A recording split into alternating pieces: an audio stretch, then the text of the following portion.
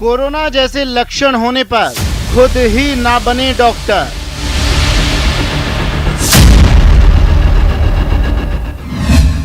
अगर खुद बने डॉक्टर तो जिंदगी पड़ सकती है खतरे में।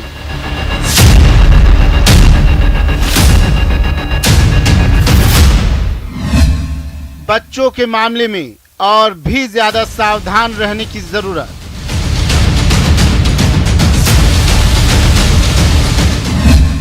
बड़ों की दवाइयां बच्चों के लिए नहीं, कोरोना पर नई गाइडलाइंस। केंद्र सरकार ने बच्चों के इलाज के लिए जारी किए दिशा निर्देश।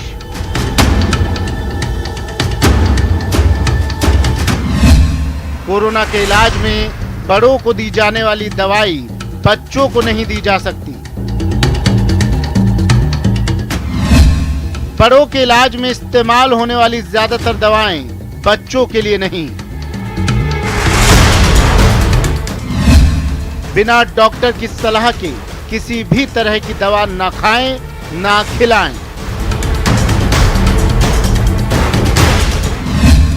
डॉक्टर की सलाह के बिना बड़ों की दवाई बच्चों को देना खतरनाक। मनमर्जी का इलाज ठीक नहीं, जागरूक बने, डॉक्टर नहीं।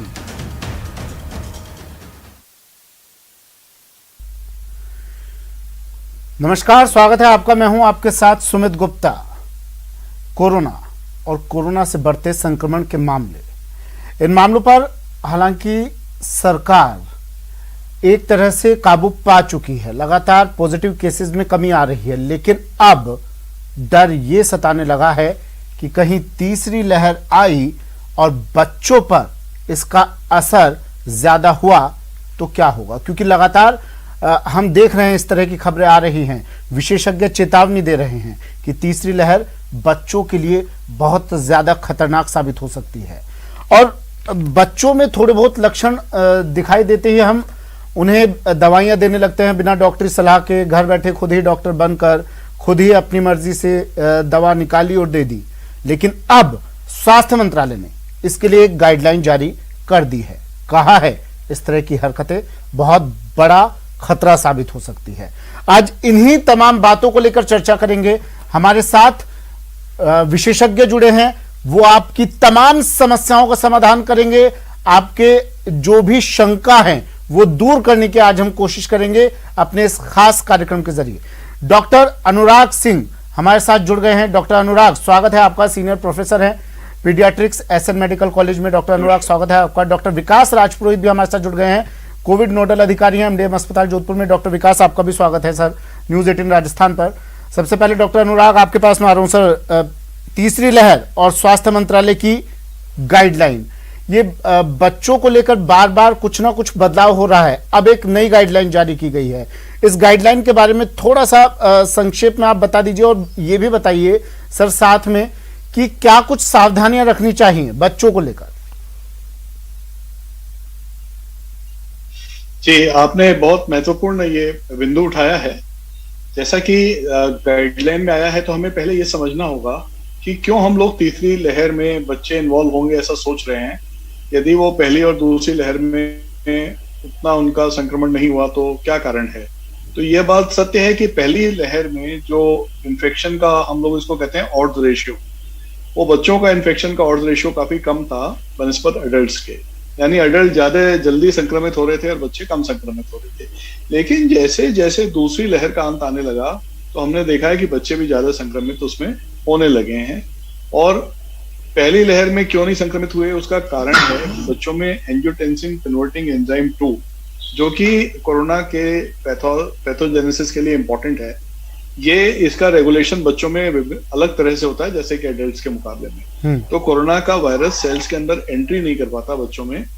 और इसका एक प्रमुख कारण ये भी है कि बच्चे जो पहले कम संक्रमित हुए और अब ज्यादा संक्रमित होने की संभावना है कि बच्चों में एक इननेट इम्यूनिटी होती है, जिसको हम लाइव इम्यूनिटी कह सकते हैं। ये होती है क्योंकि बच्चों में काफी टीकाकरण चलता रहता है, 1.5 महीना, 2.5 महीना, 3.5 महीना, 9 महीना, 1.5 साल। तो इनमें जो बच्चों के वैक्सीनेशन होते हैं, इससे उनकी इम्यून पावर और इम्यूनिटी एक हाई लेवल पे रहती है। और ये पाया गया है कि जो पहले के जितने और रेस्पिरेटरी वायरसेस थे, जिसमें मर्स है, स्वाइन फ्लू है, इनमें भी बच्चों का संक्रमण कम हो पाता था क्योंकि ये बच्चों की इम्यूनिटी हाई रहती थी। सेकेंडली, बच्चे जब दूसरे बच्चों से मिलते थे तो कई तरह के वायरस से आमना सामना उनका होता था और उनकी बॉडी उन वायरस से लड़ने के लिए भी जो इम्यूनिटी बनाती थी वो रेस्पिरेटरी वायरस में काम आती थी। लेकिन थर्ड लहर में बच्चों के संक्रमित होने की संभावना क्यों अधिक हो रही है? एक तो बच्चों का इम्यूनाइजेशन सफर किया है, बच्चों का वैक्सीनेशन और टीकाकरण कम हुआ, दूसरा वो घर में रहे हैं तो इसलिए जो उनका जो नेचुरल इम्यूनिटी बननी चाहिए थी वो नहीं बन पा रही है क्योंकि वो दूसरे बच्चों से मिल नहीं पाए। और जो उनके अपर रेस्पिरेटरी इन्फेक्शन फ्रीक्वेंटली इस एज में होते थे वो हुए नहीं है, तो इसलिए बच्चे इस समय बहुत ज्यादा वल्नरेबल। ये कारण है कि एक्सपर्ट्स ने ये सोचा है कि तीसरी लहर में बच्चों के संक्रमण की संभावना अधिक। अच्छा सर, ये इम्यूनिटी पर असर क्या बच्चों में इस बात को लेकर भी हम तय कर सकते हैं कि पहले से अब ज्यादा बच्चे एडिक्टेड हो गए हैं, एडिक्टेड कह लें या जरूरत कह लें, मोबाइल कंप्यूटर इन पर ज्यादा समय बिताने लगे हैं, ऑनलाइन क्लासेस हो या कुछ और, क्या इससे भी कुछ असर पड़ता है इम्यूनिटी पर? निश्चित रूप से हमारी इम्यूनिटी डिपेंड करती है इस बात पे कि हमारी जो फिजिकल एक्सरसाइज कैसी है, हमारा स्टेमिना कैसा है, बीमारी से लड़ने की हमारी क्षमता इम्यूनिटी होती है। तो बीमारी से लड़ने की क्षमता रिजर्व कैपेसिटी पे भी डिपेंड करती है, लंग्स वॉल्यूम पे भी डिपेंड करती है, और जो सरफेस लाइनिंग है वो जो हमारी लोकल इम्यूनिटी का पहला बैरियर है, जो म्यूकोजल इम्यूनिटी होती है, वो फिर डाइट में प्रोटीन हाई होने चाहिए। और ये आप बिल्कुल सही, इसका एक कारण ये भी माना जा सकता है डॉक्टर अनुराग, पहली लहर फिर दूसरी लहर और बच्चे लगभग 1.5 साल से 2 साल होने वाले हैं, 1.5-2 साल से लगातार कंप्यूटर पर वक्त बिता रहे हैं, तो अब इसलिए कहा जा रहा है कि तीसरी लहर उनके लिए खतरनाक हो सकती है। क्या ये भी एक कारण हो सकता है? ये भी एक कंट्रीब्यूटिंग फैक्टर हो सकता है क्योंकि ये उनकी फिजिकल एक्सरसाइजेस से उनको दूर कर रहा है। तो ये एक बहुत इंपॉर्टेंट फैक्टर बन सकता है। और आइडियली जो स्क्रीन टाइम है वो लिमिटेड होना चाहिए क्योंकि ये डेफिनेटली बच्चों को विपरीत प्रभाव तो देता ही है। ठीक है, डॉक्टर विकास राजपुरोहित सर, आज जो नई गाइडलाइन जारी हुई है उसको लेकर आज हम बात कर रहे हैं। हम अक्सर देखते हैं सर, घर पे छोटे बच्चे हैं, उनको बुखार हुआ तो हम वही दवा उनको दे देते हैं जो बड़ों को दी जा रही है, कितना सुरक्षित है सर ये? जी बिल्कुल, जैसे कि थर्ड वेव कह लें या कोविड से रिलेटेड कह लें या अन्य नॉर्मल बीमारियों में भी बच्चों की दवाइयां अगर नाम से वही है तो उनकी डोजिंग बहुत महत्वपूर्ण है। इसमें बच्चों को even ml 1 ml half ml की ऊपर भी देना कई बार नुकसानदायक हो सकता है। और कुछ दवाइयां हैं जो बच्चों के बोन्स के डेवलपमेंट में, बच्चों के कार्टिलेज के डेवलपमेंट में, बच्चों के हार्ट में, लंग्स के डेवलपमेंट में भी नुकसान पहुंचा सकती है। तो ये एक्सपर्टाइज के माध्यम से ही लिया जाना उचित रहेगा क्योंकि दोनों को हम एक उसमें तराजू में नहीं रख सकते। बच्चों की बीमारियां, बच्चों की फिजियोलॉजी, बच्चों का जो पूरा शरीर है अभी कुछ मायनों में अच्छा विकसित होता है, कुछ मायनों में विकसित हो रहा होता है। एडल्ट तक लेवल तक पहुंचते पहुंचते वो 15-16 साल तक पहुंचता है।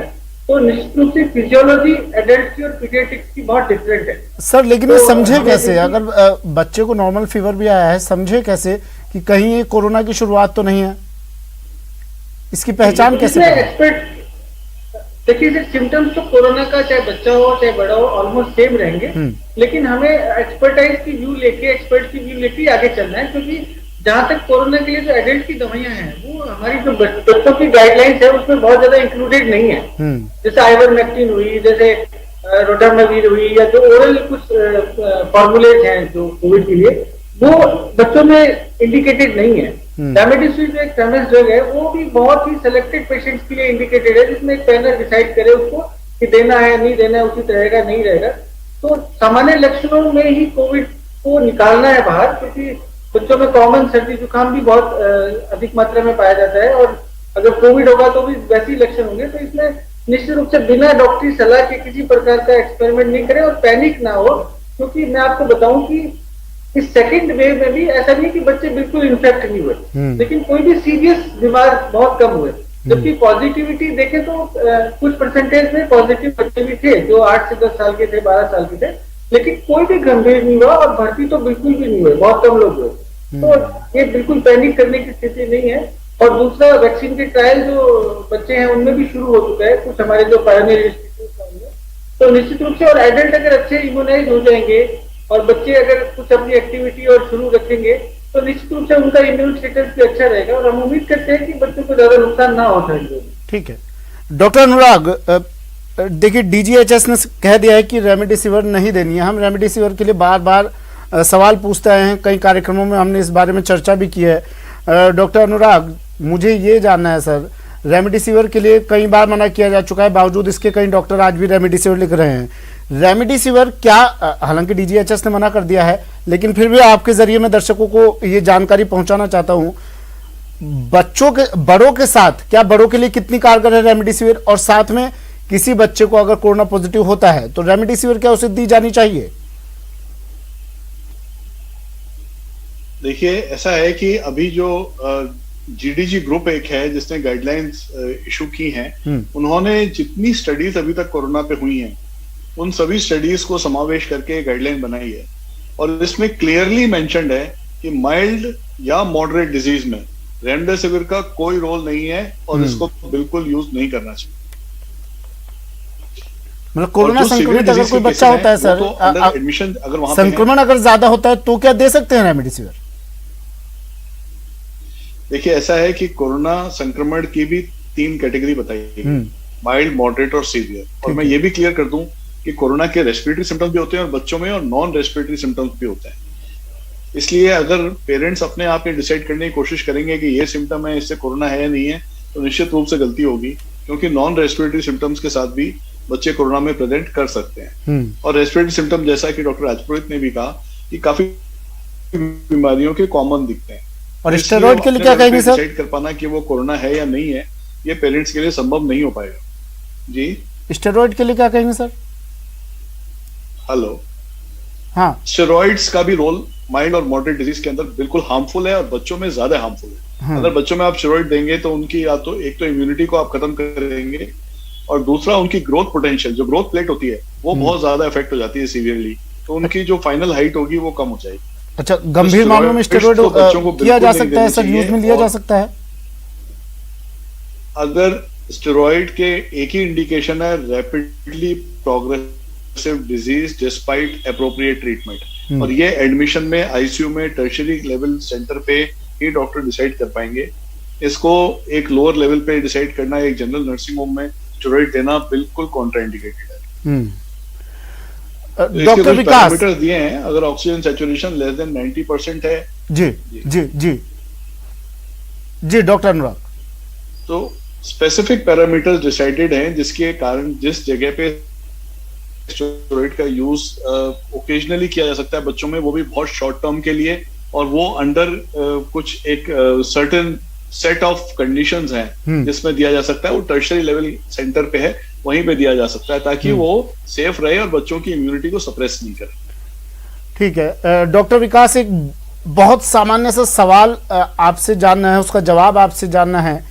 क्या बच्चों को, बहुत सामान्य सवाल है सर ये, क्या बच्चों को मास्क पहनना चाहिए, और अगर हाँ तो उसके लिए क्या कुछ गाइडलाइन आप सुझाव कर सकते हैं, कितनी देर, किस तरह से, और सबसे बड़ी बात, जिन बच्चों को अस्थमा की बीमारी है उनके लिए?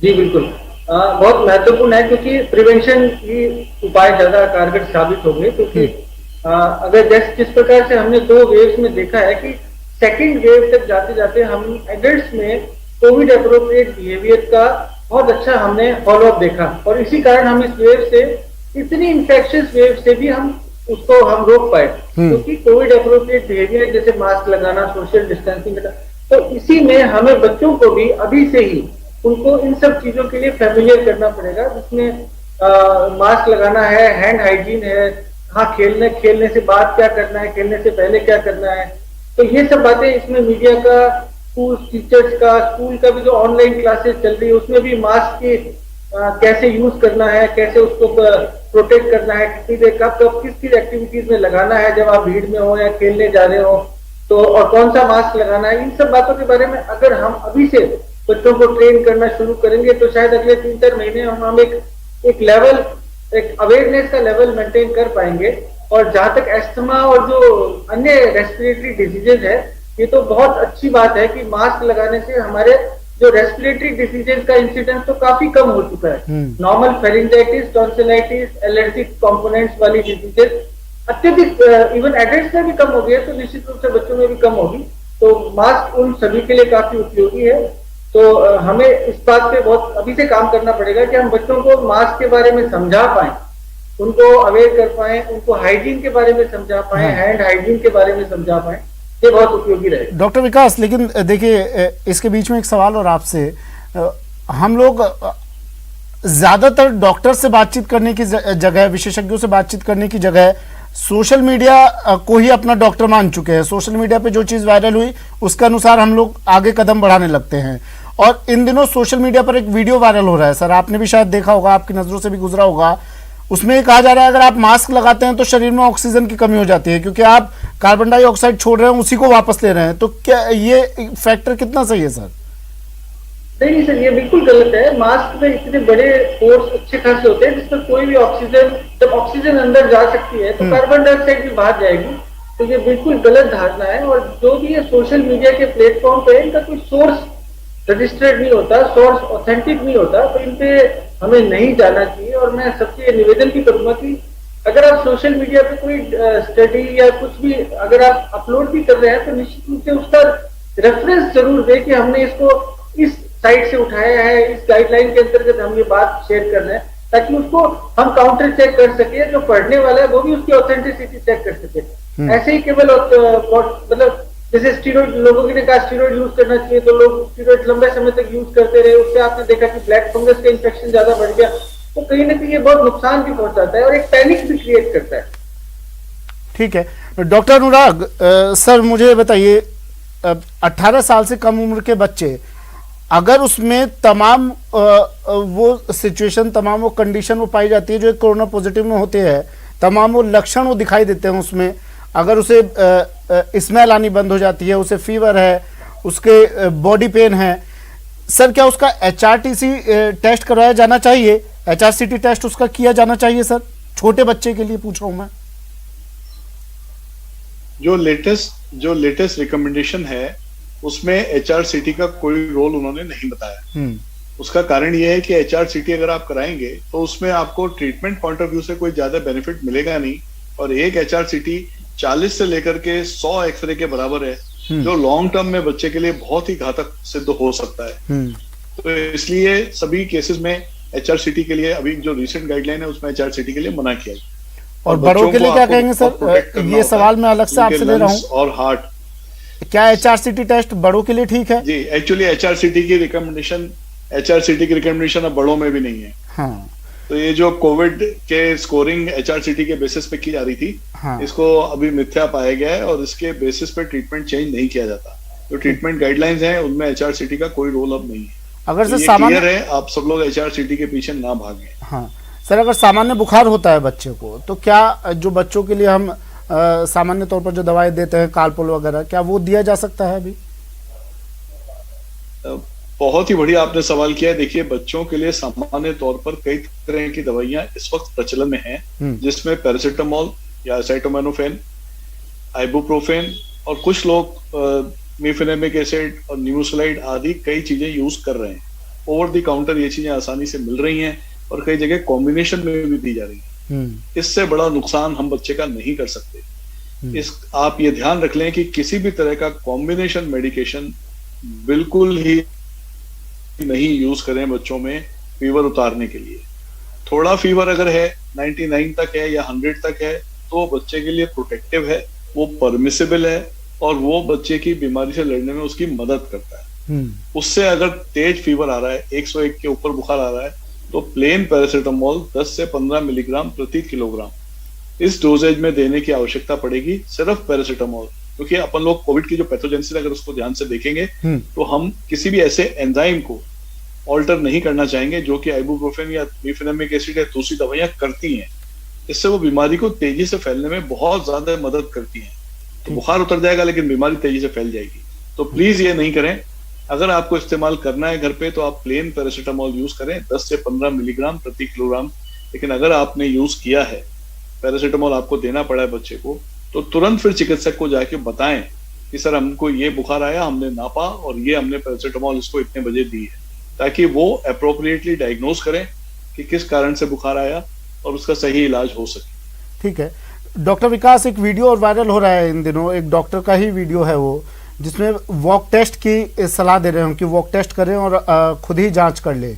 क्या बच्चों पर ये वॉक टेस्ट कितना कारगर है, उनसे करवाया जाना चाहिए? साथ ही एक योग भी वो बता रहे हैं, एक व्यायाम बता रहे हैं, सांस रोक कर छोड़ने वाला व्यायाम, जिससे फेफड़े आपके मजबूत होते हैं। क्या ये बच्चों से करवाया जा सकता है, 18 साल से कम उम्र के बच्चों से? नहीं, बिल्कुल सर।